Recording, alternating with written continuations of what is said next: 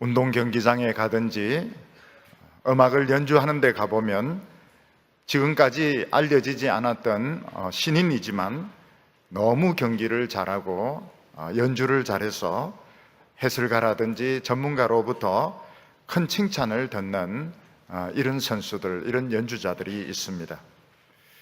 그 해설가라든지 전문가가 어떻게 칭찬을 합니까? 저 사람은 아주 기본기가 잘 닦여져 있고 훈련이 잘 되어 있어서 앞으로 크게 성공할 소질이 있다, 이렇게 평가를 합니다. 이런 사람이 불과 몇 년 지나지 않아서 세계적인 무대에서 톱스타가 되어서 아주 큰 그 기여를 하고 공을 세우는 것을 볼 수가 있습니다. 기본기가 잘 되어 있지 않고 의욕만 가지고 덤벼드는 이런 선수나 연주자들은 결국 오래 가지 못하고 탈락을 하게 되는 것입니다. 얼마 전에 대만인 젊은 남녀가 히말라야의 어떤 작은 산봉우리 하나를 등산을 갔다가 길을 잃어버리는 바람에 무려 47일 동안 산에서 갇혀 있게 됩니다. 처음에는 비상식량을 가지고 먹다가 비상식량이 떨어지니까 물하고 소금만 마시면서 버티었는데 여자친구는 결국은 체력이 너무 떨어져서 굶어서 죽고 남자는 기적적으로 구조가 되게 되는데 구조되었을 때 몸무게는 30kg 이상이 줄어들고 있었고 발에는 구더기들이 들끓고 있었다, 그런 보도를 본 적이 있습니다. 산을 오를 때에 의욕을 가지고 덤벼드는 것도 좋지만 길을 잘 아는 것이 중요합니다. 길을 잘 모르면서 의욕만 가지고 높은 산에 도전을 했다가 길을 잃어버리게 되면 아무리 돌아다녀도 길을 찾지 못하고 결국 산에서 추위로, 배고픔으로, 굶주림으로 죽게 되는 것입니다. 공부하는 데 있어서 또 운동을 하거나 음악을 하거나 심지어는 사업을 하는 데 있어서 바른 길을 찾는 것이 굉장히 중요합니다. 일단 바른 길을 찾았다 하면 반쯤은 성공한 거나 마찬가지입니다.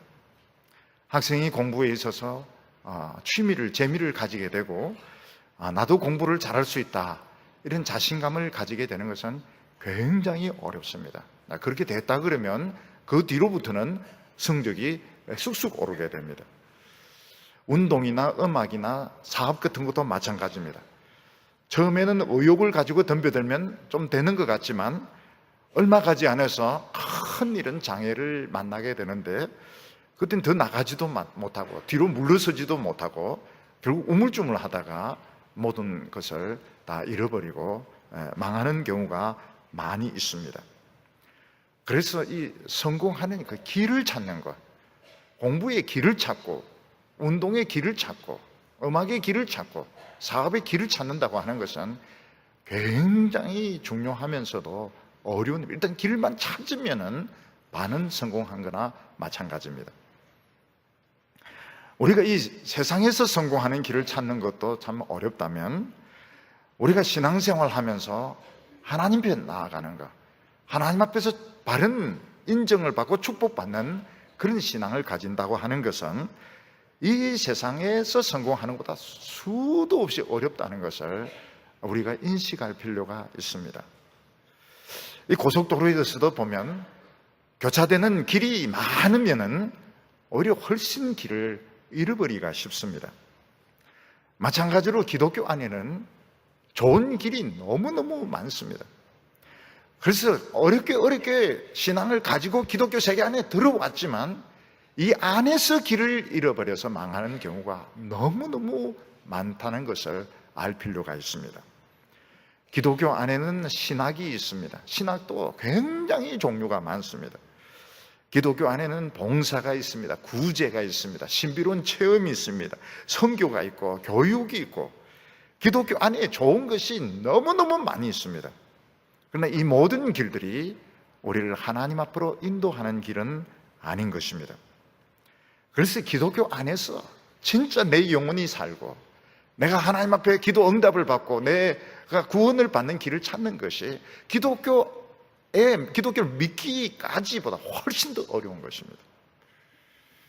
대개는 어느 교회든지 거기서 열심히 충성하고 봉사해서 신앙의 인정을 받고 거기서 장로가 되고 권사가 되고 또 어떤 경우에는 신학을 해서 목사가 되면 기독교 안에서 바른 길을 갔다 이렇게 생각하기 쉬운데, 이것은 하나님께 가는 길을 너무 쉽게 생각하고 있는 것입니다. 너무 쉽게 생각하고 있고 아주 잘못된 생각을 가지고 있는 것입니다. 오늘 성경 말씀에 보면 예수님께서 한 이방인 백부장을 만나게 됩니다. 예수님께서는 이 백부장이 하는 이야기를 듣고 굉장히 신기하게 생각하셨습니다. 그리고 뭐라고 말씀하셨는가 하면, 내가 이스라엘 안에서 이만한 믿음을 만나본 적이 없다 이렇게 말씀하셨습니다. 예수님께서는 이 이방인의 신앙에 대해서 참 놀랬던 것은 이 사람의 신앙이 지금 다 끝났다 그런 뜻이 아닙니다. 이 사람은 음악이나 운동으로 보면 신임에 속하는 사람입니다. 그렇지만 이 사람은 지금 기본이 아주 잘 돼 있고 방향을 너무 지금 잘 잡고 있고 잘 훈련되고 있기 때문에 이 사람은 이대로 나가기만 하면 더 엄청난 축복을 받을 수 있다. 그러면서 참 예수님은 놀라워하셨습니다. 반면에 이스라엘 중에서 이만한 믿음을 만나보지 못했다고 하는 것은 이스라엘 안에는 대제사장, 서기관, 바리새인, 장로들 내노라 하는 신앙을 가진 사람들이 수도 없이 많이 있었습니다. 그러나 그들은 신앙의 길을 찾지 못하고 있고 엉뚱한 데서 방황을 하고 있다, 이런 뜻으로 예수님께서 말씀하신 것입니다. 오늘 우리가 하나님 앞에서 신앙생활을 하려면 예수님이 칭찬하신 요 길을 따라가야 됩니다. 예수님께서 참 신기해하시고 칭찬하신 요 길을 가지고 따라가야 되지, 그냥 교회에서 그냥 인정해 줘서 자기가 어떤 직분을 가지고 목회를 해서 목사가 되어서 있고 또 자기가 생각하기에 이게 옳다고 이렇게 생각하면 결국은 오늘 그 예수님의 말씀대로 구원도 받지 못하고 실패하고 지옥에 가는 것밖에 안 되는 것입니다. 그래서 오늘 우리 성도님들은 오늘 예수님이 칭찬하신 요 신앙을 가지시기를 바랍니다. 교회에서 인정받고 감투 쓰고 무슨 내가 생각이 옳은 것 같고 그런 식으로 믿으면 실패를 하게 됩니다.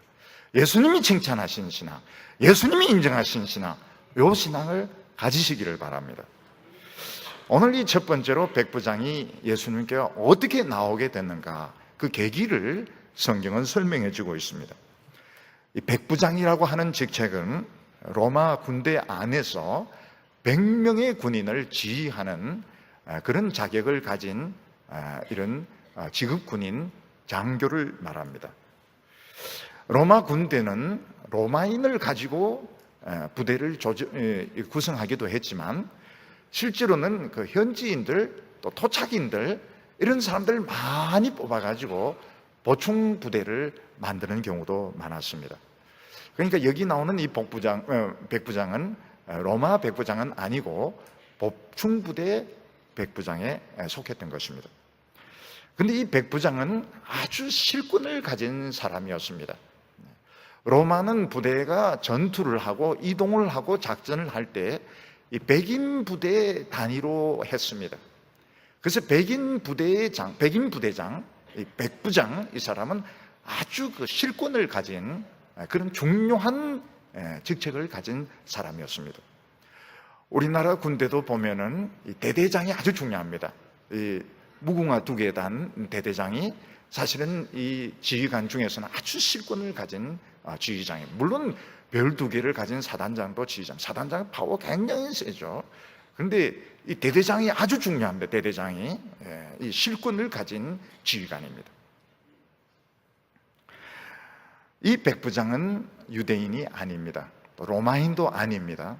틀림없는 이방인인데 거기서 이제 차출이 되어 가지고 승진해서 백인 부대장, 우리 성경에는 센테리온, 백부장까지 올라간 사람입니다.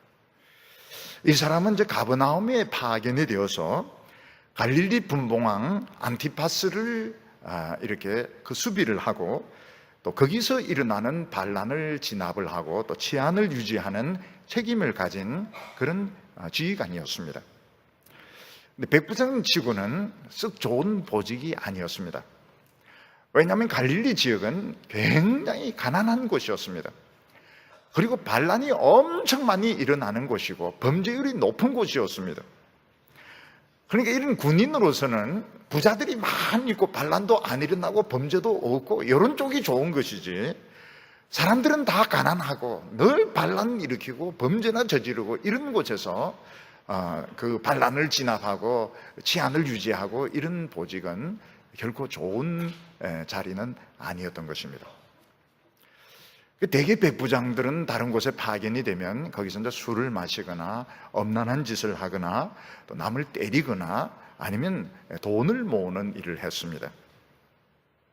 그런데 이 사람은 갈릴리에 와서 유대인들과 접촉하는 가운데서 그들이 믿는 이 하나님에 대해서 관심을 가지게 되었습니다. 이 사람이 율법을 들으니까 율법이 좋은 점이 너무너무 많은 것입니다. 그래서 이 백부장은 거기서 술을 마시고 사람들을 때리고 돈을 모으고 이렇게 한 것이 아니고 유대인들을 참 좋아해가지고 유대인들을 많이 도와주었습니다. 그리고 심지어는 자기 돈을 내어가지고 유대인들이 마음껏 율법을 배울 수 있도록 또 자기도 가서 율법을 들을 수 있도록 유대인의 그 회당을 지어주는 일까지 했던 것입니다. 그래서 보통 유대인 장로나 유대인들은 이방인 군인들, 이런 장교들을 아주 경멸하고 싫어했습니다. 그런데 이 백부장이 얼마나 이 하나님을 좋아하고 율법을 좋아했던지 유대 장로들이 이 사람을 인정을 해주고 이 사람을 아주 귀하게 생각을 하게 되었습니다. 이 사람이 어느 날 예수님에 대한 소문을 듣게 됩니다. 이 사람은 예수님의 소문을 듣고 예수님에 대한 이야기들을 수집을 하기 시작했습니다. 그리고 예수님께서 그 병을 고쳤다는 그런 이야기들도 다 모으기 시작했습니다. 그리고 그가 예수님 대해서 깊이 심취되어서 예수님 대해서 연구하고 생각하는 가운데 그가 내린 결론이 무엇인가 하면 예수님은 이 세상에 오신 하나님의 아들이시다. 나는 이 예수님을 믿고 싶다. 이런 결론을 내리게 되었던 것입니다. 학생들이 처음 문학의 세계를 접하거나 또는 새로운 학문의 세계를 접하게 되면 그게 얼마나 신기하고 재미가 있는지 막 스펀지가 물을 빨아들이듯이 막 받아들이게 됩니다. 그래서 청소년 시기에나 젊은 시기에 문학책을 이렇게 접하게 되면 정말 자는 시간도 잊어버리고 밥 먹는 시간도 잊어버리고 그 책을 읽는다고 정신을 차리지 못하게 됩니다. 또 새로운 어떤 학문을 접하게 되면 그게 너무 재미있고 신기해가지고 자꾸 공부를 하고 강의도 듣고 또 거기에 대한 책도 사고 이러면서 점점 그게 전공을 하고 싶은 이런 마음을 가지게 되면 나중에 또 전공을 하게 됩니다. 어느 정도 그 굶주림이 채워지고 나면 어떻게 됩니까? 문학도 좀 시들해지게 됩니다. 역시 그게 인간의 이야기이기 때문에 좀 시들해지게 되고 학문에 대해서도 마찬가지입니다. 학문도 어느 정도는 한계가 있구나 하는 것을 깨닫게 됩니다. 역시 인간의 이야기고 인간의 지혜라는 것을 깨닫게 되면서 좀 시들해지게 됩니다. 한계를 느끼게 되는 것입니다. 하나님의 말씀을 들으면 어떻습니까? 하나님의 말씀이 그렇게 깨끗할 수가 없습니다. 세상 이야기들은 뭔가 지저분하고 엄난한 것도 있고 복잡한 것도 많습니다. 하나님의 이야기는 너무 깨끗하고 내 눈을 번쩍 뜨이게 만들고 내 영혼이 막 소생되는 것을 느끼게 됩니다. 그러다가 예수님을 알게 되었을 때 완전히 사람이 변해서 새 사람으로 변해버립니다. 이 백부장은 유대에 파견되어 와서 참 너무 그 고달픈 이런 골치 아픈 지역을 맡았는데 거기서 하나님을 소개받게 되고 율법을 알게 되고 참 열심을 내었습니다. 유대인들의 회당까지 지어주었습니다. 근데 뭔가 채워지지 않는 어떤 그 비어있는 부분이 있었는데 예수님에 대한 이야기를 들으면서 이게 딱 맞아떨어지는 것입니다. 그래서 예수는 정말 이 세상에 오신 하나님의 아들이시고 나는 이 하나님의 아들을 나는 이 하나님의 아들을 믿겠다, 이런 결심을 하게 되었습니다. 이 사람은 로마 군인으로서, 로마 보충병의 군인으로서 정말 최고로 그 어려운 지역에 파견되어 왔지만 그는 거기서 보물을 건지게 되었습니다. 그 보물이 무엇인가 하면 예수님을 알게 된 것이고 자기 영혼을 건지게 된 것이었습니다. 저희 교회도 그런 분이 계시고 또 우리나라에 이런 분들이 많이 계신데, 그런 분들이 한국에 있을 때는 교회 근처도 안 갔던 분들이 많습니다. 기독교에 대해서 좀 안 좋은 선입견도 가지고 있고 또 교회에 들어간다는 것이 쉽지가 않습니다. 그래서 교회를 한 번도 가지 않았던 이런 분들이 이제 외국에 이제 유학을 가게 된 것입니다. 그 외국에 유학을 가서 이제 공부를 하는데 굉장히 외롭거든요. 공부는 어렵죠. 돈은 없죠. 굉장히 외롭거든요. 돈이 있으면 이제 골프 치러 다니고 여행 다니고 이러지만 또 그럴 형편도 되지 못하고 이러니까 그런 이제 가운데서 누군가가 우리 성경 공부 모임에 좀 오라고, 또 기도 모임에 오라고, 또 교회에 좀 나가보자 이러면은 나갑니다. 너무 외롭고 또 심심하고 또 잘해주고 이러니까 가면 어떻습니까? 거기서 복음을 듣는 경우가 많습니다. 거기서 성경 공부하면서 설교 말씀 들으면서 아주 뜨거운 복음을 듣고 그 다음에 열심히 기도하고 또 그 유학생 교회에서 아주 열심히 봉사를 하다가 공부를 마치고 한국으로 돌아오는 분들이 굉장히 많았어요. 그분들이 이제 유학을 가서 공부도 하지만 더 중요한 것이 뭔가 하면 그 뜨거운 복음을 듣고 예수님을 만나고 자기 그 영혼을 건져서 돌아오는 분들이 많다는 것입니다. 근데 한국에 와서 또 교회를 와보면 어떻습니까? 한국 교회는 여전히 굉장히 냉랭한 것입니다. 그리고 권위적입니다. 굉장히 교회가 권위적이고 또 습관적으로 이렇게 믿는 것을 보면서 한국교회 계속 나가야 되는지 말아야 되는지 고민을 하는 분들도 계시고 또 나름대로 잘 적응하는 분들도 있습니다. 또 그런 과정이 또 필요합니다. 또 이런 선교단체나 또 유학을 가서 참 자유롭게 뜨겁게 예수를 믿었던 분들이 또 전통적인 이런 교회에서 또 잘 다듬어지는 것도 필요하긴 필요합니다. 그런데 참 이상한 것이 어떻게 한국에 오기만 오면 그렇게 분위기가 냉랭하고 권위적이고 참 습관적으로 믿는지 참 힘들 때가, 적응하는데 힘들 때가 많이 있습니다. 사람은 아주 가까이 있고 늘 만난다고 해서 결코 친하거나 가까운 사이가 아닙니다. 전라도 쪽에 가면 어떤 권사님 한 분이 계신데요. 그분이 이제 큰 환난을 당하게 되었습니다. 너무 사람이 좋으셔가지고 어떤 분의 그런 신원을 이제 보정을 해줬는데 결국 그것 때문에 많은 빚을 지게 된 겁니다. 한 20억 정도의 빚을 지게 되었습니다. 이분이 그 어려운 이런 가운데서 어떤 분으로부터 제 설교 테이프를 소개를 받게 되었습니다. 이분이 설교 테이프를 들으니까 와닿는 게 있는 겁니다. 그래서 이분이 이제 그 설교 테이프를 계속 들었습니다. 늘어질 때까지 그걸 계속 들었습니다. 그리고 난 뒤에는 우리 교회의 모든 설교 테이프를 다 샀습니다. 10몇 년이 넘도록 우리 교회 모든 설교 테이프를 전부 다 샀습니다. 그리고 그 설교 테이프 하나하나가 늘어질 때까지 수십 번을 들은 겁니다. 이분은 어떻습니까? 제 설교를 다 외웁니다. 제 모든 설교를 다 외웁니다. 저는 그 설교를 한지 모릅니다. 근데 이분은 다 외웁니다. 왜냐하면 그거 하나하나를 수십 번 들었기 때문에.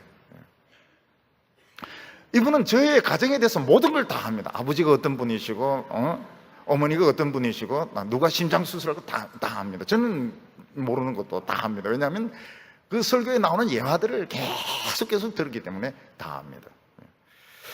이분이 그 많은 빚에 참 헤매면서도 신앙 잃지 않고 열심히 부부가 신앙생활을 하셔가지고 체험도 많이 했어요. 체험도 많이 하고 결국은 그 부채의 빚도 벗어버리게 되고 참 믿음으로 승리하게 됩니다. 그분이 이제 참 유명한 말씀을 하셨어요. 우리가 빛의 자녀였는데 빛의 자녀로 변했다, 그런 이야기를 했습니다. 그분은 저를 너무너무 잘합니다. 저를 만났을 때 반가워서 죽으려고 그래요. 너무너무 잘하게 속속들이 다 알기 때문에. 저는 잘 몰라도 제가 저를 아는 것보다 더 잘합니다. 왜냐하면 모든 이야기를 십몇 년이 넘도록 수십 번 들었기 때문에 다 외우고 있는 겁니다. 근데 찌르면 설교가 나옵니다. 찌르면 뭐 어디를 찌르든지 배를 찌르든지 등을 찌르면 막 설교가 줄줄줄 나옵니다. 근데 사람이 늘 보고 있고 가까이 있다고 해서 친한 것은 아닙니다. 어떤 분은 직장에서 계속 같이 직장 근무를 합니다. 책상도 이렇게 마주 붙어 있습니다. 그렇지만 하루 종일 말 안 할 때도 있어요. 하루 종일 서로 아무 말도 안 합니다. 교회에서도 마찬가지입니다. 계속 매주마다 오지만 아무 이야기도 안 합니다. 왜냐하면 별로 친하지 않기 때문에. 근데 어떤 사람은 외국에 떨어져 있습니다. 그렇지만 하루도 빠짐없이 서로 전화 통화를 하고, 전화 통화가 안 될 때는 문자를 주고받습니다. 왜냐하면 가깝기 때문에. 근데 참 이상한 것이 무엇인가 하면, 하나님의 백성들 중에서 하나님을 오래 믿은 사람, 정말 하나님을 가깝고 하나님과 어릴 때부터 믿고 늘 예배 나오고 설교도 많이 듣고, 그런 분들이 하나님과 안 친한 사람들이 많습니다. 신앙도 보면 신선하지가 않고, 또 신앙생활 하는데도 아주 그 버릇이 고약한 이런 분들이 굉장히 많이 있습니다. 이게 병입니다. 예를 들어서 어떤 가난한 집 아이는 누가 와서 어른 선물 이렇게 별거 아닌 거 줘도 막 고마워하고 인사도 몇 번 하고 엄마인데 가서 또 막 자랑을 하는 그런 아이가 있습니다. 그런 아이는 참 귀엽죠. 그런데 어떤 아이는 집이 부자이기 때문에 늘 선물 받습니다. 그 선물 받아도 그냥 한 손으로 받습니다. 별로 고맙지 않기 때문에. 그리고 흔들어 보면서 이거 얼마짜리냐고 이렇게 물을 때 그 선물 준 사람도 참 민망하고 보기가 안 좋아요. 마찬가지로 하나님을 믿는 사람들의 참 무서운 것이 무엇인가 하면, 하나님으로부터 사랑을 많이 받으면 받을수록, 은혜와 축복을 많이 받으면 받을수록 어떻게 되는가 하면 감사가 없어요. 감사가 없고, 하나님의 은혜는 오히려 당연한 것이고, 굉장히 하나님하고 정신적으로 거리가 멀어요. 매주 예배 드리고 일주일도 몇 번씩 예배 드리는데 하나님하고 친하지가 않은 것입니다. 직책이 높아지면 높아질수록 어떻습니까? 감사가 없어요. 제일 감사가 없는 사람은 목사입니다. 목사는 정말 감사가 없어요. 그리고 장로, 권사 되면 감사가 없습니다. 모든 게 그냥 당연한 거예요. 내가 오래 믿었기 때문에, 잘 알기 때문에, 나는 하나님하고 친하기 때문에 당연한 것입니다. 하나님께서는 이스라엘 백성들, 이거 꼴보기 싫어가지고 이스라엘 백성들 다 버리십니다. 이스라엘 백성들, 하나님의 은혜는 당연한 것으로 생각하고 감사할지도 모르고 그 뻔뻔스러움 때문에 하나님이 이스라엘 백성들 전부 다 버리시고 우리 같은 보잘것없는 이방인들을 택하셔서 예수 믿게 하시고 하나님의 백성이 되게 하셨습니다. 그렇게 하신 이유가 뭡니까? 감사하는 것을 보려고, 하나님에게 감사하고 하나님을 가까이 하는 것을 보려고 그렇게 하신 것입니다. 근데 오늘 우리들에게도 그 유대인들의 병이 많이 퍼졌습니다. 굉장히 많이 퍼졌습니다. 감사가 없어요. 감사가 없고, 실제로는 정신적으로는 세상이 가까워요. 하나님하고 아주 거리가 멀어요. 은혜 받는 것은 그냥 당연한 것입니다. 이 백부장은 예수님하고는 거리가 굉장히 멀었습니다. 이방인입니다. 그리고 예수님을 직접 대면할 기회가 없었습니다. 그렇지만 예수님에 대한 소문을 듣고 소문을 수집을 하기 시작했습니다. 연구를 하기 시작했습니다. 그리고 예수님을 굉장히 좋아해요. 예수님 팬이 되게 돼요. 예수님에 대해서 속속들이 알게 되었습니다. 그리고 내리는 결론이 뭔가 하면 예수님은 하나님의 아들이시다. 나는 이 예수를 꼭 믿겠다, 이런 결심을 하게 되었습니다. 그렇지만 선뜻 예수님에게 나아가는 것이 쉽지가 않았습니다. 이 사람에게 계기가 있었는데, 그게 뭔가 하면 자기 하인이 중풍에 걸려서 굉장히 많은 고통을 받게 되었습니다. 이 사람은 이것을 계기로 삼아서 예수님에게 사람을 보내어서 내 하인의 중풍병을 고쳐달라고 간청을 하게 된 것입니다. 본인의 병도 아닙니다. 하인의 병입니다. 그렇지만 이걸 계기로 삼아서 예수님에게 말을 걸고 예수님의 도움을 요청하는 이런 기회를 삼았던 것입니다. 이것을 통해서 우리가 알 수 있는 것이 무언가 하면, 우리가 마음속으로는 예수님을 좋아해도, 예수님의 은혜를 받고 싶어도 사실 우리가 계기가 없어가지고 기도도 잘 하지 않고 신앙이 소극적일 때가 많이 있습니다. 신앙에 불이 붙는다는 것이 쉽지가 않아요. 근데 내 자신에게 어떤 어려움이 생겼다든지, 내 가족이나 내 친구나 또 친구의 친구에게 어려움이 생겼을 때는 예수님에게 나아갈 수 있는 굉장히 좋은 핑계거리가 생긴 거예요. 그때 나아가면 예수님께서 굉장히 좋아하십니다. 저희 교회 성도님이나 집사님들 중에서 예수님을 참 좋아하고 은혜 받기를 사모하지만은 평소에는 그 계기가 잘 없는 분들이 계세요. 그러다가 이제 병이 생겨가지고 병원에 수술 받으러 가게 되었을 때, 치료하러 가게 되었을 때, 그때 예배 마치고 저에게 옵니다. 그러면서 안수기도 해달라고요. 안수기도 해달라고. 저희 교회인들은 이 안수기도 받는 것을 별로 썩 좋아하지 않습니다. 저도 썩 좋아하지 않고요. 그런데 병원에 가게 되었을 때는 안수기도 해달라고 아주 신앙이 적극적으로 변하게 됩니다. 이건 굉장히 좋은 겁니다. 그런 어려움을 통해서, 수술을 통해서 예수님께 적극적으로 나아간다는 것은 아주 좋은 기회를 잡은 것입니다. 그래서 우리에게 어떤 어려움이 생겼을 때는 왜 하나님이 이런 어려움을 주셨을까, 이런 식으로 생각하는 것은 좋은 게 아닙니다. 예수님께 나갈 기회가 생겼구나, 은혜 받을 찬스가 생겼구나, 이렇게 생각하시기 바라고 적극적인 신앙으로 변하시기를 바랍니다. 소극적으로 있지 말고, 무슨 핑계거리가 생기기만 하면 그냥 새벽기도도 나오고 금요기도에도 나오고 적극적으로 변하면 예수님께서 굉장히 기뻐하시고 좋아하시는 겁니다. 오늘 두 번째로 이 사람은 예수님을 자기의 주인으로 삼은 것을 볼 수 있습니다. 예수님은 이 백부장의 요청을 듣고 그 백부장의 집에 가서 하인을 고쳐주겠다고 말씀을 하셨습니다. 7절에 보면 이르시되 내가 가서 고쳐주리라. 다른 복음서를 보면 백부장이 직접 예수님께 와서 요청한 것은 아니고 유대인 장로들에게 부탁을 하니까 유대인 장로들이 예수님에게 와서 요청을 한 것을 알 수가 있습니다. 그런데 이 당시 유대인들의 신앙에 치명적인 결함이 있었습니다. 아주 치명적인 결함이 있었습니다. 공부에 보면 공부에 결정적인 좋지 못한 부분들, 운동에서는 결정적인 핸디캡, 연주자에게도 결정적인 핸디캡, 더 이상 성장할 수 없도록 만드는 그런 핸디캡이 있었습니다. 그게 무엇인가 하면 이들은 기적은 믿습니다. 많은 활동이나 봉사는 믿습니다. 또 자기들의 이런 선행은 믿습니다. 그런데 치명적인 게 뭔가 하면 하나님의 말씀이 능력이 있다, 말씀 자체가 능력이다, 이걸 믿는 사람이 없었던 것입니다. 그래서 이들은 예수님을 거기에 모시고 갔어. 거기서 예수님께서 머리를 잡고 기도하신다든지 기적을 일으키면 믿겠지만 예수님의 말씀 자체가 무슨 힘이 있다든지 능력이 있다, 이것은 유대인들은 그걸 믿지 않았습니다. 그래서 예수님께서는 유대 장로들의 그런 요청을 받고 그들이 그 수준에 맞춰서 내가 가서 고쳐주리라, 그렇게 말씀을 하십니다.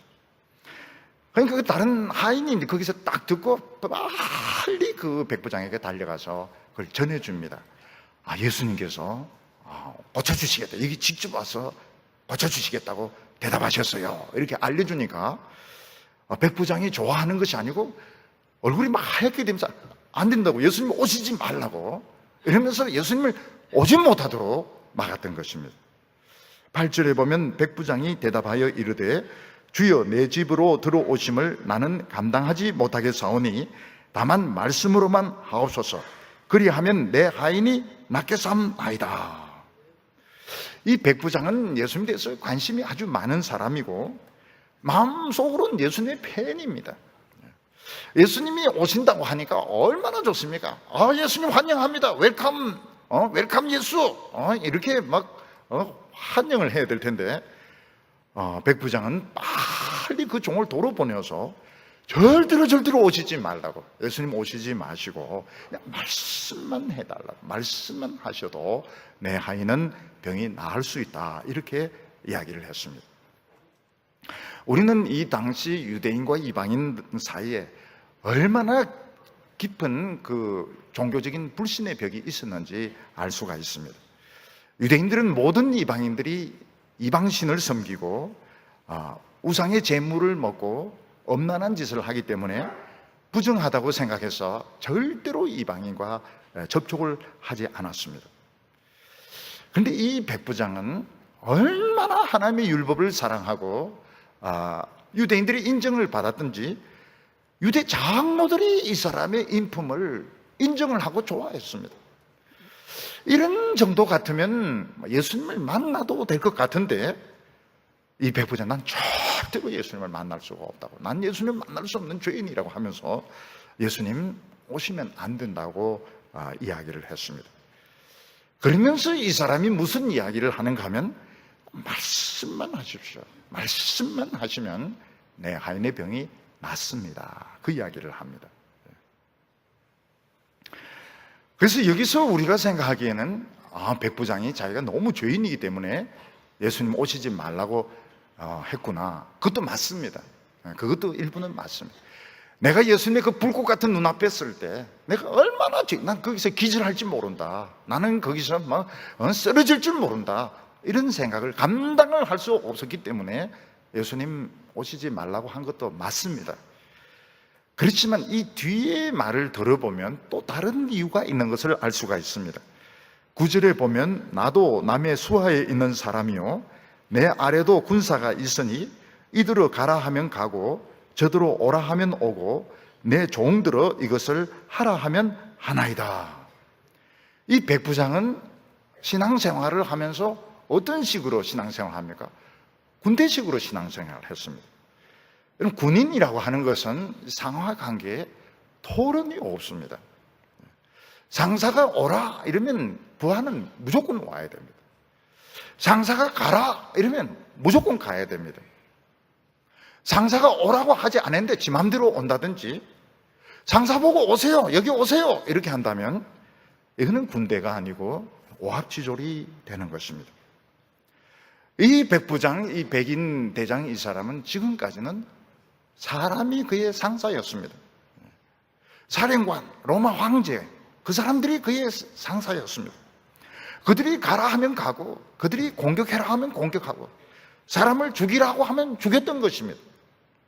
이 사람은 군인이고 전쟁을 했고 사람도 많이 죽였습니다. 그래서 예수님 앞에 못 나온다고 말한 것이 맞습니다. 그렇지만 그는 예수에 대한 소문을 듣고 또 예수님에 대한 이야기를 많이 듣고 이 사람이 마음속에 결심한 것이 무언가 하면 겉으로는 사령관이나 황제가 내 상사지만 이제는 예수님이 내 주인이시다, 이런 결심을 이 사람은 어느 순간부터 했던 것입니다. 그래서 그는 예수님이 말씀하시면 그는 무엇이든지 순종할 생각을 가지고 있었습니다. 근데 감히 자기가 예수님을 오라고 한다든지 예수님을 가라고 한다든지 사람의 병을 고치라고 한다든지 이것은 상상할 수가 없었습니다. 왜냐하면 이거 자기는 예수님이 하인이고 종이기 때문에, 예수님이 부하가 되었기 때문에 내가 감히 예수님을 오라가라 하는 것은 하나님의 아들을 무시하는 것이고 하나님의 아들을 내 부하로 삼는 것이기 때문에 절대로 있을 수 없다, 이런 생각을 가지고 있었던 것입니다. 그래서 이 사람이 가졌던 신앙이 뭔가 하면 자기는 군인이기 때문에 지금까지 세상 상사의 말을 듣고 전쟁을 많이 치렀습니다. 사람의 피를 흘렸습니다. 그래서 예수님 앞에 못 나가겠어요. 예수님 앞에 서면 모든 죄가 다 드러날 것 같아서 감당을 못할 것 같아요. 쓰러질 것 같아요. 통곡할 것 같아요. 그렇지만 지금은 어떻습니까? 지금은 예수님이 나의 주인이시고 예수님이 나의 상사이기 때문에 예수님이 시키는 대로 할 준비가 이 사람은 되어 있었던 것입니다. 예수님이 오라 하면 오고 가라고 하면 갈 준비가 되어 있는 것입니다. 그래서 우리가 이 신앙생활을 하면서 제일 조심해야 되는 것이 뭔가 하면 교회에 오면 세상의 직업이 살아있으면 안 됩니다. 밖에서 지휘관이라서 안에 와가지고 지휘관 노릇을 하면 안 돼요. 와라 가라 이렇게 하면 안 돼요. 이 백부장이 예수 오라고 해 이러면은 이 사람은 예수 믿는 것이 아닌 것입니다. 밖에서 교수이기 때문에 안에서도 가르치려고 하면 안 됩니다. 밖에서는 교수지만 안에 들어오면 교수가 아니에요. 밖에서는 사장이지만 안에 들어오면 사장이 아닙니다. 밖에서는 은행장이지만 안에 들어와서 은행장처럼 막 계산 튀기면서 이렇게 하면 안 돼요. 안에 들어오면 우리는 다 죄인입니다. 다 똑같습니다. 내가 만약 아직 내 직업이 살아있어서 오라가라 이렇게 하고 교회 와서도 오라가라 그러고 와서도 교수 흉내 내려고 하고 사장 흉내 내려고 하면 예수님을 부려먹는 게 되는 겁니다. 예수님이 뭐라고 말씀하셨습니까? 누구든지 교회 오면 말씀을 듣는 거예요. 그래서 나에게 하시는 말씀이면 하면 되는 겁니다. 나에게 하신 말씀이 아니면 안 하면 되는 거예요. 그래서 예수님이 예면 예, 보고 하나님 말씀이면 하면 되고 아니면 안 하면 되는 것이지 뭐 토론을 하고 회의를 하고 무슨 토를 달고 이것은 굉장히 좋지 못한 신앙입니다. 아주 나쁜 신앙이에요. 이거는 아직 자기의 그 근성을 버리지 못한 것입니다. 이 장안교는 지금 한평생 부하를 부려먹었습니다. 또 위에서 시키면 순종을 했습니다. 그 부하 위에 상사들 때문에 전쟁을 치렀습니다. 사람을 죽였습니다. 근데 이제는 어떻습니까? 예수님이 나의 주인이시기 때문에 나는 예수님의 말씀을 들을 준비가 되어 있습니다. 예수님 말씀만 하십시오. 예수님이 환자 데리고 와 그럼 들고 지금 뛸 준비가 되어 있습니다. 그냥 거기 둬 그러면 두면 되는 것입니다. 근데 우리가 예수님을 와라 가라 이렇게 자기는 할 수가 없다는 거예요. 왜냐하면 예수님은 하나님의 아들이시기 때문에 절대로 그것은 할 수 없다고, 예수님 오시지 못한다고 예수님을 못 오게 막았던 것입니다. 이 사람은 예수님의 처분을 기다렸습니다.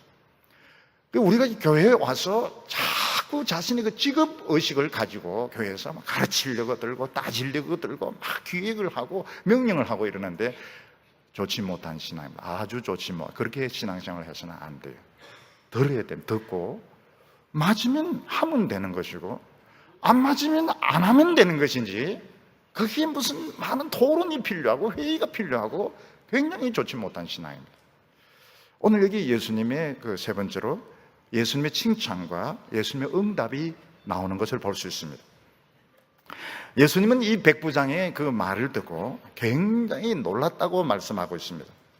10절에 예수께서 들으시고 놀랍게 여겨 좇는 자들에게 이르시되 내가 진실로 이르노니 이스라엘 중 아무에게서도 이만한 믿음을 만나보지 못하였노라. 예수님께서는 이 백부장이 하는 말을 듣고 굉장히 놀랐습니다. 옛날 개정 번역에는 어떻게 되었습니까? 기이 여겼더라 이렇게 되어 있습니다. 기이 여겼다 하는 것은 신기하게 생각했다는 뜻입니다. 어떤 곤충학자나 식물학자가 그 풀밭에서 곤충을 채집하고 식물을 채집을 하고 있습니다. 그런데 틀림없이 이런 곤충은 멸종되었다고 보고가 왔습니다. 이런 식물들은 더 이상 존재하지 않는다고 이미 학계에서 그렇게 보고가 되어 있습니다. 근데 놀랍게 그 곤충이 지금 살아있는 거예요. 그리고 그 식물이 지금 살아있습니다. 그렇다면 이 곤충학자와 이 식물학자는 아주 놀랍니다. 아주 신기하게 생각하면서 분명히 멸종되었다고 하는데 어떻게 이 곤충이 지금 여기 살아있을까? 어떻게 식물이 여기 살아있을까? 굉장히 신기하게 생각하고 기이 여기는 것입니다.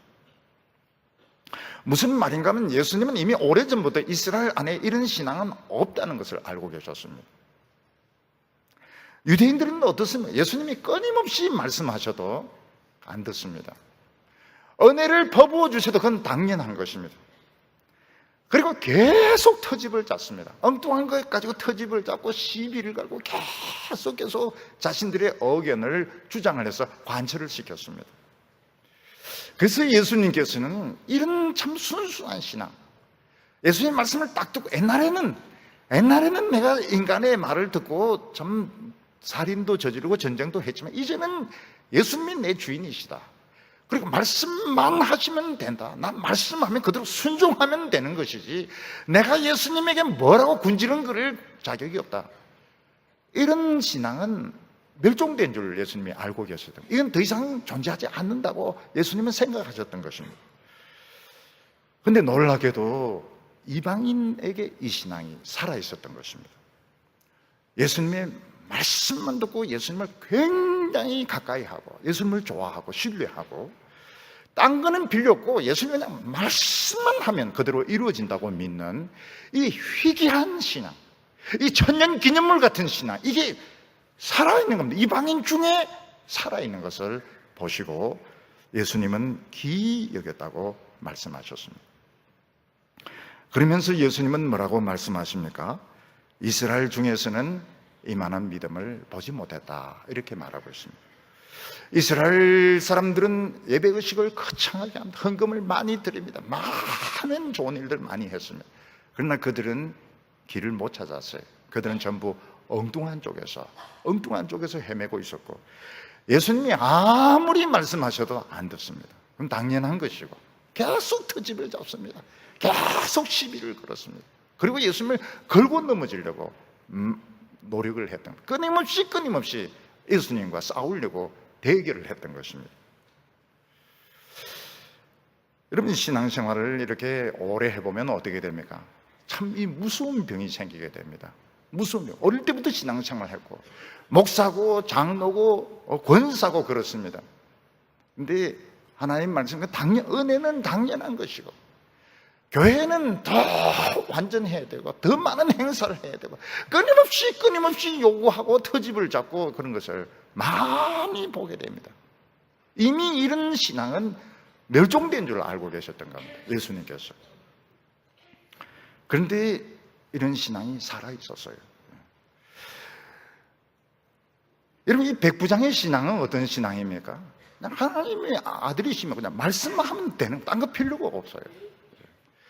여러분, 어려운 일이 있어서 교회에 오신 분은 어떻습니까? 딴 거 아무것도 요구 안 해요. 자기 알아줄 필요도 없고 직분도 안 줘도 괜찮고 그냥 말씀만 있으면 은혜 받고 갑니다. 선물도 필요가 없어요. 근데 오래 믿은 사람은 어떻습니까? 안 그렇습니다. 오래 믿은 사람은 교회는 더 많은 사업을 해야 되고 더 정의로워야 되고 더 많은 것을 기대하고 많은 것을 요구합니다. 그게 무언가 하면 신앙이 방향을 잃은 거예요. 그게 아주 좋지 못한 쪽으로 빠진 거예요. 이스라엘 사람들의 그 병에 빠진 것입니다. 예수님이 뭐라고 말씀하십니까? 11절과 12절에 또 너희에게 이르노니 동서로부터 많은 사람이 이르러 아브라함과 이삭과 야곱과 함께 천국에 앉으려니와 그 나라의 본 자손들은 바깥 어두운 곳에 쫓겨나 거기서 울며 이를 갈미 있으리라. 천국은 어떻습니까? 동서남북에서 많은 이방인들이 복음을 듣고 천국에 들어와서 아브라함과 이삭과 야곱과 함께 앉아서 천국의 잔치를 하게 됩니다. 여기 천국에 앉는다 이런데, 이 앉는다는 말이 비스듬히 누워서 식사한다 이런 뜻을 가지고 있습니다. 비스듬히 기댄다 이런 뜻을 가지고 있습니다. 많은 이방인들이 천국에 와서 아브라함과 이삭과 야곱과 함께 비스듬히 누워서 거기서 천국 잔치를 합니다. 그런데 그 나라 본 백성들은 어떻습니까? 본 백성들은 쫓겨나가지고 어두운 데서 이를 갈면서 분통해하면서 영원히 어두운 곳에서, 지옥에서, 고통 가운데 있을 거라고 말했습니다. 그 나라 본 자손이 누굽니까? 이스라엘 자손들, 유대인들, 오늘 목사, 장로, 권사들, 오래 믿은 사람들이 그 나라 본 자손들인 것입니다. 그들은 자신들이 너무 잘 믿는다고 생각했습니다. 그러나 자기도 모르는 사이에 너무나도 신앙이 경직이 되어서 뻔뻔스러워져서 모든 은혜는 당연한 거예요. 끊임없이 자기 주장을 합니다. 끊임없이 교회를 자신의 스타일로 만들려고 합니다. 근데 알고 보니까 이게 길을 잘못 든 겁니다. 잘못 들어서 구원을 못 받아요. 구원을 못 받습니다. 아니, 목사님, 예수 믿고 세례 받으면 천당 가는 거 아닙니까? 천국 간다는 것이 이렇게 안 되는 것이 예수 믿는 것입니다. 부자와 거지 나사로에서 부자가 왜 지옥 갑니까? 모든 것을 다 가졌거든요. 믿으면 이 세상에서 모든 걸 다 안 가지는 것이 뭐든지 안 가지는 것이 있어야 됩니다. 돈도 가졌죠, 명예도 가졌죠, 직책도 가졌죠, 교회에서 장로, 권사, 목사 다 해 먹었죠. 안 가진 게 뭐가 있으면 그건 믿음이 아니라 믿음은 안 가지는 것이 믿음이라는 거예요. 뭐든지 안 가져야 되는 것입니다. 여기서도 마찬가지입니다. 믿음이 뭡니까? 예수 믿는 것이 무엇입니까? 예수 믿는 것은 이렇게 안 되는 것입니다. 이렇게 경직이 안 되는 것입니다. 오래 술을 마신 분들 보면 간경화가 옵니다. 간경화가 이제 진행된 분에게 이제 신방을 가면 목사님 여기 한번 만져보세요. 딱딱한 게 만져질 것입니다. 만지면 잘 모르겠어요, 나는. 본인은 그걸 다 느끼지만 저는 잘 모르겠어요. 그래도 막 끄덕끄덕합니다. 뭐가 있는 것 같아요. 이러면은, 지금 많이 딱딱해졌다고. 기도해달라고. 더 진행이 어떻게 되면 황달이 오면 이제 위험해요. 황달이 오면 벌써 알죠. 눈이 이제 노랗게 되고, 이제 복수가 차게 되고, 그 다음에 이제 약간 이제 정신이 약간 허리지고 이러면은 이제 이거는 이제 마지막까지 간 겁니다. 오늘 우리가 예수 믿으면서 바로 이 경화가 오게 됩니다. 경화가 와서 어떻게 세상 직접 다 가지고 오는 거예요. 교회 안에서 다 누리는 겁니다. 세상에서도 누리고 교회 안에서도 끊임없이 요구합니다. 끊임없이 요구해요. 교회는 정의로워야 되기 때문에, 교회는 많은 일을 해야 되기 때문에, 교회는 사랑을 많이 베풀어 끊임없이 요구하는데, 모든 은혜는 당연한, 말씀은 그냥 당연한 거예요. 그거는 목사니까 설교하는 것이고 하나님이니까 은혜를 주는 것이고, 이게 뭡니까? 중병에 걸린 겁니다. 중병에. 신학교 가면 신앙이 좋은 줄 알죠? 신학생이 제일 신앙이 없습니다. 목사가 제일 신앙이 없어요. 신학교 1학년 되면 뜨겁게 기도합니다. 통성 기도할 때 보면 뜨겁습니다. 2학년 되면 벌써 예배를 빠집니다. 3학년 되면 자기가 당회장이라고 그래요. 자기 당회장이라 불러주세요. 진짜 그렇게 행세를 합니다. 목에 힘을 딱 주고 3학년부터는 당회장입니다. 장로 권사 취임될 때 무릎 꿇게 겸손하게 교회 섬기겠습니다. 막 눈물 흘리는데 고개 쳐드는 순간 겸손 날아갑니다. 무섭습니다. 무서워요. 담임 목사도 위임식 할 때 겸손히 교회 섬기겠습니다. 고개 쳐드는 순간 지교에 지맘대로. 그러니까 이제 싸움이 일어나는 겁니다. 장로들하고 싸움이 일어나고 갈등이 일어나고. 이게 병입니다. 기독교의 오래된 병입니다. 신종병이 아니고 굉장히 오래된 병입니다. 목사가 감격하려고 그러고 감사하려고 그러면 굉장히 몸부림쳐야 됩니다. 여러분, 장로나 권사가 하나님 앞에 감사하고 은혜 받으려면 어떻게 해야 됩니까? 진짜 죽을 각오를 해야 됩니다. 진짜 죽을 각오. 그냥 믿었다, 이거는 이 병으로 가는 겁니다. 이 병으로 가고 벌써 구원 못 받는다고 하잖아요. 예수 믿는데 못 갑니까? 그게 안 믿는 거라고. 예수 믿는 사람은 뭡니까? 말씀 딱 하나밖에 없어요. 다른 건 필요가 없어요. 다른 건 아무것도 필요 없습니다. 근데 말씀 하나면 충분한 겁니다. 근데 너무 많은 것이 필요해요. 병든 겁니다. 길을 잘못 든 거예요. 망하는 겁니다. 결국은 이를 갑니다. 왜냐하면 나보다 저 새까만 사람, 내보다 늦게 믿었고 내가 전도했고 내가 가르쳤던 사람들은 아브라함하고 비스듬히 누워가지고 천국의 떡을 먹고 포도즙 마시는데 자기는 그 지옥에서 고통을 받아요. 이를 가는 겁니다. 저 새까만 거는 천국 간다. 이 허연 거는 왜 못 갔을까? 허연 게 그 정신을 못 차려가지고 지멋대로 믿어가지고 그렇게 된 겁니다. 제 친척 중에 그 목사님 자녀분이 계신데 저보다 나이는 많으세요. 하면 안 돼요. 그분은 자다가도 기독교란 벌떡 일러 욕을 합니다. 굉장히 엔티도 그런 엔티가 없어요. 왜냐하면 한평생 살면서 교회에서 이제 그런 것만 본 겁니다. 근데 결국은 자기 손해입니다. 자기 손해. 자기가 손해입니다. 저는 감사한 것이 우리 교회에 보면 이제 부목사님 자녀들도 벌써 이제 청년들이 되고요. 우리 장로님, 권사님 자녀들이 청년들이 많아요. 이분들이 주일학교 교사를 굉장히 열심히 섬깁니다. 지휘를 하기도 하고 반주를 하기도 하고 진행팀을 하기도 하고요. 근데 서울에서 큰 교회에서 본 사람들은 어떻습니까? 벌써 목사, 장로, 권사 자녀들은 예배 안 들어와요. 밖에서 빙빙 돕니다. 담배 피우고 욕하고 침 뱉고, 침 뱉는 데에서 나쁜 거, 침 나오는데 뭐 뱉어야죠. 나쁘게 뱉으니까 안 들어와요.